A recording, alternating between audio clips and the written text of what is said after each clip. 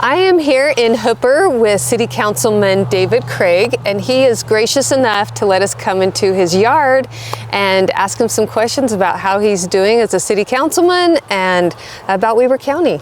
So thank you. You're welcome. Happy to be here. Thanks for having me. You bet. Thank you very much. So you've just been appointed, or not appointed, but you just took office in January? Yeah, elected in January, so very exciting. It was a great campaign. We had a great opportunity to get to know a lot of the folks. I'm not from Hooper originally, been here for a couple years, and so a lot of folks in Hooper have been here a lifetime, and so it's really cool. You're considered new in Hooper if you're here 20 years, you know. So being here for 2 years and still having the trust of the people to get elected in office means a lot. And then they voted me as mayor pro tem as well, so that's a really exciting opportunity to get to serve the people that way. So yeah, it's great. Been fun. You've earned a lot of respect already. I love it. The community is amazing. You can't beat Hooper. Yeah. Oh, that's wonderful. That is really neat. What's been the best part of it so far? The people are the best part. You know, I told this story when I first ran for office and did a meet and greet, but over on the edge of my property there's a hole in my fence because my house was actually built by my neighbor for his mother, and the hole in the fence was so he can get back and forth to his family. And at one point he was thinking about putting a fence up and closing that in, and my wife asked him if he'd leave it open so she could still see the sunset, and he chose to leave it open. And because he left that fence open, we've become wonderful friends. And so my experience in Hooper has been, you know, these open fences, these open spaces, just they're conducive to close relationships, great family friends, people who you can rely on and show up for you. I love the people. You see my horse running around in the background. My hay, a neighbor over here delivers it for us and won't take a dime to deliver it for us on his tractor. Throws my daughter on his lap and lets her help steer it into the shed. I mean, my neighbors over here used to catch my goats when they'd get out. Just people are just so wonderful in this community. They all support each other. Hooper's kind of that ideological kind of Americana city that you want to live in. Yeah, it is a pretty neat place, isn't it? So why did you choose Weber County? I'll be honest, I didn't. Well, kind of what happened is I'm not from here. I grew up in the Deep South, so Georgia, South Carolina, and Tennessee most of my life. When I was 16, I moved north of Memphis, and I lived there till I was about 21, and I moved to Utah in 2007 to work in the oil field. And I worked in the Roosevelt, Vernal kind of area oil field. And when that kind of fell out, I had a mentor invest in me and actually encouraged me to go back to college. And he said, you should go to school. And I come from blue collar family, so I said, you know, people like me don't go to work or college, we go to work, right? And he said, well, if you'll go, I'll pay for your first semester. And he paid for my first semester in school and got me interested in college, and it changed my life. And through a girl that I had met in student government, her best friend happened to be who my wife is today. So I saw a picture of her on a Facebook post and added her. She thought, who is this guy? But she allowed me to take her out on a date, and the rest is history. She's from here. She's South Ogden, Washington Terrace girl. She went to Bonneville, graduated from there. Her whole family's been around the area. Her great-great-great-grandparents were part of the Martin Handcart people who founded Paradise Avon area. So she's got roots in northern Utah. And I'll be honest, when I moved here, I had moved to Price, Utah. And I'm from the south where there's grass and trees. And I didn't know grass and trees existed in Utah until I came up to Weber County. And I just fell in love with it. Just the beauty. I mean, you're 5 minutes, 10 minutes from the woods, you're 5-10 minutes from a lake, you're 20 minutes from a desert. You can pretty much get anywhere in Weber County and see a different geographical location. We're outdoors people. I can fish the streams, I can fish the ponds, I can go duck hunting. It's all within just a short drive. And so, yeah, we love it. We wouldn't be anywhere else. I think we're the best kept secret, Weber County. And I'm nervous it's not a secret anymore. I know, we've been discovered a little bit, huh? Yeah, we've kind of become on the map. A lot of folks didn't know. All my boys, I have 7 children, and my oldest boys, my oldest son joined the Army, but before he joined the Army, they used to go just up to Nordic, and you know, people didn't know you could get a ski pass for super inexpensive, and you could rent the snowboard and everything in the same day, and a kid could afford to do it. So, you know, they're part-time jobs, and they just love it. And I'll tell you one other secret. We moved to California for a few years, but we lived in the Central Valley. Don't worry, we didn't let it taint us. But while we were in the Central Valley, we took a chance to go to Yosemite National Park. And you got to pay to get in there. and we pay, I don't know, like $40 for our car to get in. And we're driving in, and there's these sheer rock-faced mountains, and it's really pretty. And we're going in here, and my wife goes, "Oh, wow, what do you think?" And I go, "It looks like Ogden Canyon." Like, we get this for free at home. Yeah. And people pay big bucks in California to see something like that, and we just have it in our backyard, so it's pretty great. It is Yeah. really unique. Like you mentioned all the wonderful things we have here, to ski, to snowmobile, and yet to be down in the rural area, the city, and it's become a really neat place. Yeah. With the renovations, that they kind of resurrected Ogden City, and it's got a really nice nightlife. Oh, I love that. A lot of fun. I love what they did in Ogden City. You know, my wife and I were living in the Terrace at the time when, I forget the mayor, but the one that kind of started pushing a lot of that, brought in the Mountain Dew Tour and all that stuff. And we got to see the races of the snowmobiles down Main Street, down 25th Street. And I just thought, for us to have this local, I mean, I think they even had like an Ice Cube concert that was free for like people. I don't think people knew who he was, because they were like bringing their kids in their like carriages, and then Ice Cube's on, and I was like, you know, he's from NWA. Like, do you realize who's here? But it was a great thing. Like what Ogden City and what Weber County has done to give the local community a sense of not just belonging, but an ability to go be involved and do stuff. Yeah. You really don't have to travel far to have fun here. Right. Yeah. Right. So, what do you love most about living in Weber County? I mean, it's going to sound cliche, but it's the same as Hooper. It's the people. I mean, in reality, how I met you, right? Yeah. Going into your little corner fix shop, you're serving sandwiches. I didn't know who you were, and you're just so kind. And you met my wife and I. You got to know us. You learned about us and our story. My wife doing homesteading and her sourdough bread and all the stuff that she loves to do, and befriended one another. And then that was it. It wasn't like there's like really just no agenda, and I love that about the people here. People genuinely help you. I had a friend who came out from Tennessee, and you know, living north of Memphis can be kind of a rough kind of upbringing. You kind of watch your back. You're a little nervous of who your neighbors are. I love the South where I grew up, but there are some parts where it can just be a little apprehensive to be out, and you're afraid of it being safe for your kids. Yeah. And I remember a friend of mine came to visit, and he was sitting on my front porch, and he goes, "This feels fake, man." And I was like, "What do you mean?" And he's like, "It just doesn't feel like this is real." And just how great it is. I mean, the people are wonderful. We go down to the little snow cone shack, and it seems like it just seems like a movie set almost. The people are just so calm and so kind and caring. Even in our bigger cities, the people are the same. Yeah. Yeah. Okay, I'm going to go back to your city council. So, what are some challenges that you're facing here in Hooper? Yeah.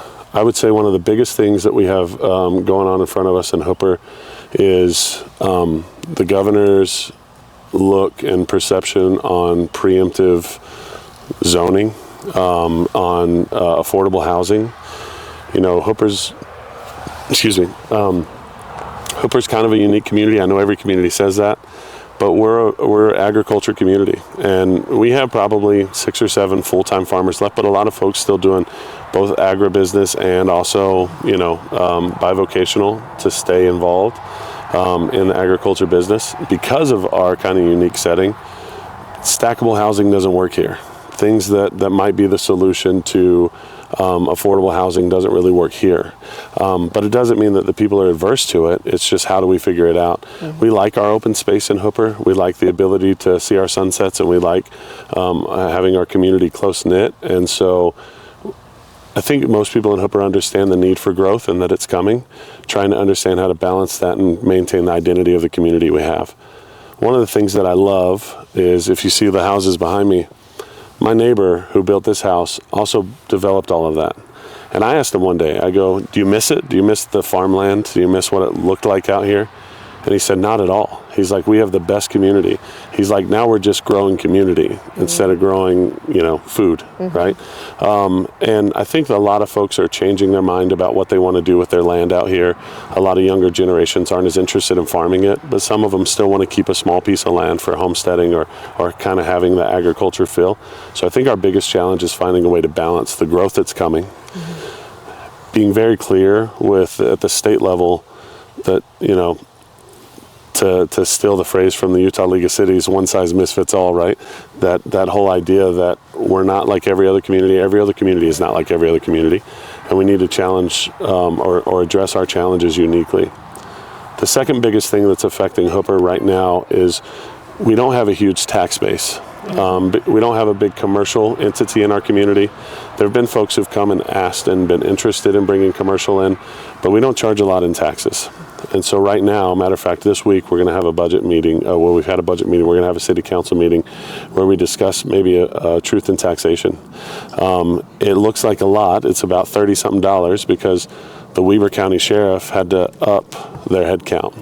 And so it's going to cost us about $130,000 increase, and we just don't have it in our budget. And so we might have to look at each household getting about a $30 or $40 tax increase per year.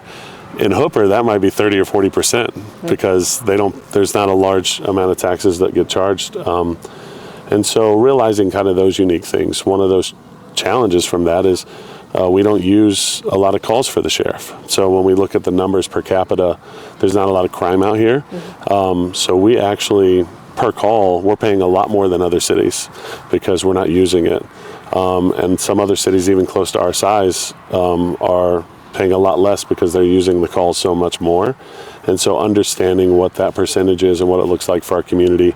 And then in the peak summer months, just getting the sheriff out here is a little hard. We're geographically kind of far away from everything. Right. So making sure that we balance, the growth of a community, making sure that Hooper maintains its identity.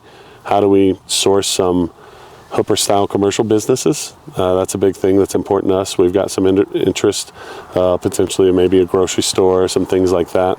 And then the last thing, and just kind of tongue-in-cheek, but in all honesty, everybody that moves to Hooper wants to be the last person to move to Hooper. Right. And so we have a wonderful community. The people are lovely, but they don't always want more people coming. And it's part of that balance. How do we get people to come live here? So the big thing, I have 7 children. 4 of my children are grown.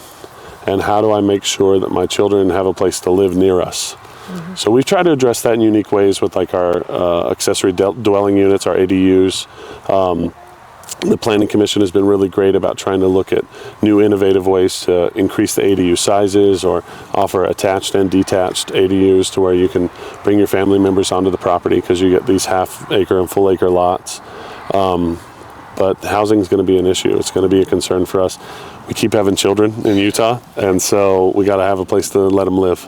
And they can't, you put a house on an acre, it's hard for a kid to afford that. And so how do we get some affordable housing where our kids can come live out by us? And many family members have even said to me, I'll sell my house, I just need a place to live. So a patio home or a smaller home or something like that. Yeah. That's great. So how would you like to have county government work with city government? I think one of the things I'm really privileged to get to be part of being in city council and being mayor pro tem is sometimes I stand in for our mayor and I go to like the WACOG meetings, the area government meetings. I already love the way that the county works with all of the local governments to help make sure that we understand what's going on, how we solve our problems together. I would say that the biggest thing is not to stop that, to encourage the cities to keep moving forward. I'll give you one unique challenge. Recently, Ogden City decided to make a decision on their waste management, and they went with another organization than what they were with previously with the county. And so the county effectively, because they lost that contract from the city, they had to say, well, we're not going to be able to keep our transfer station in business unless we either get more cities or we get a third party to run it.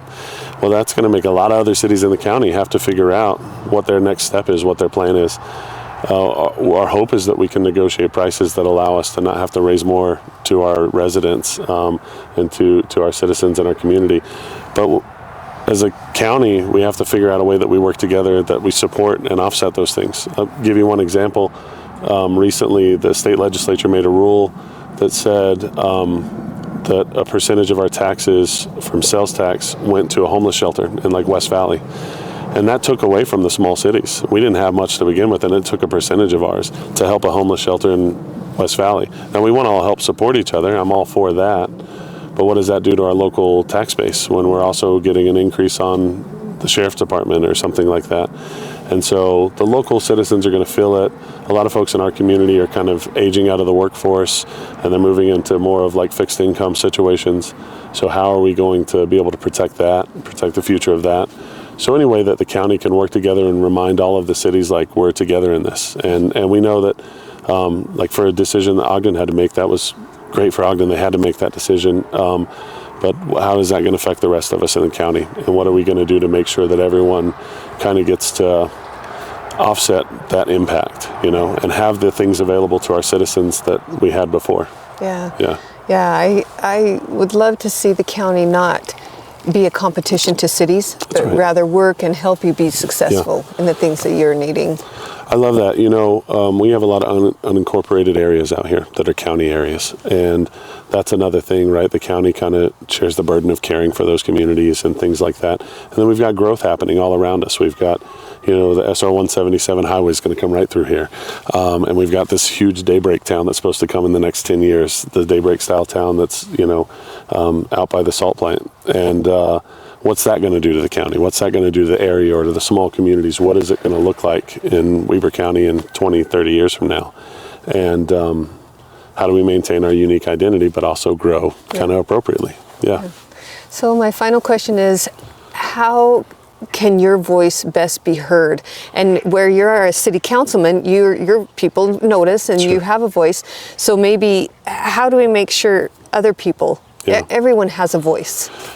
I'm seeing a lot on social media lately about folks hearing about things happening almost like they just heard about it. Like, taxes getting raised or, a meeting they didn't know was coming up and they find out it's happening. All the stuff in the news about the Box Elder data center. And it almost seems like folks are getting surprised because the way they're hearing about it is social media last minute. They didn't know. And in city government, local municipality government, we try to inform as long as we can out so that people can come and voice their opinions each step of the way. But it almost seems like for some reason it doesn't happen until the last minute. So I would say as often and as early as we can, communicate anything that is going to impact the citizens of this county. I don't know that social media is the perfect angle because it's not really a communicative source. This is the best, but you can't do it with everyone, right? So I think you just keep trying to be an ear. What I do, I made a promise to my community when I ran for office is I'm a front porch politician. Come stop by the house. Literally, come see me. We'll talk. If you have a concern, call me, email me. I'm interested in hearing from you. I don't really dialogue on social media. It's not a great way of communication. And so I think if the county could find a way to continue to offer as early and as often communication on any big things that people need to know about. Maybe work with the local municipalities to share information in their meetings as well, like their council meetings, to let people know at the county level what's going on. I think that's a great way we could work together. I love it. Yeah. That would be great. And that's my plan is I want to open up that channel of communication to the general public so that they know what's going on. They don't feel blindsided by anything. That's the goal. Yeah. Can I ask you a question? You bet. What do you think it is about the current state of Weber County that you're going to be able to have the biggest impact on immediately? My goal is to first fix communication. Yeah. When I've talked around to the people and to some of the cities, they say there is a little bit of a communication barrier. Yeah. And so that's one of my goals is to come in and create an atmosphere where we can communicate. Yeah. We may not agree on everything, but we can at least try to understand one another. Yeah. And I think that's pretty important for me. The other thing is we've got to work on the budget. The budget is a huge thing. Yeah. For the commissioners, they oversee the budget. Right. And like you're dealing with, these are not county dollars. These are public funds that we've got to treat so carefully in what we're spending. And so I would like to go in and dive into the budget and make them justify every single dollar that is being spent in that budget. Why are things going to this department or to that? And let's really take a look at it and make sure that money is being spent the best for the people here in Weber County. Yeah, I like that. Well, I think you're the person for the job. I mean, you've got the experience in business, but also just communication. Like I said, from the time I met you, this is what you do. You communicate with people, and you try to get to know them, and you try to help them out. And so I think people are going to be lucky to have you around. Well, thank you. Yeah. Appreciate it. Thank you for your time, Yeah. for meeting with me. Absolutely. And again, for opening your home to us to video here. And we hope that you'll continue to join us. We're doing Conversations with Katrina, and you may be next. So we'll see you soon. Thank you. Thanks.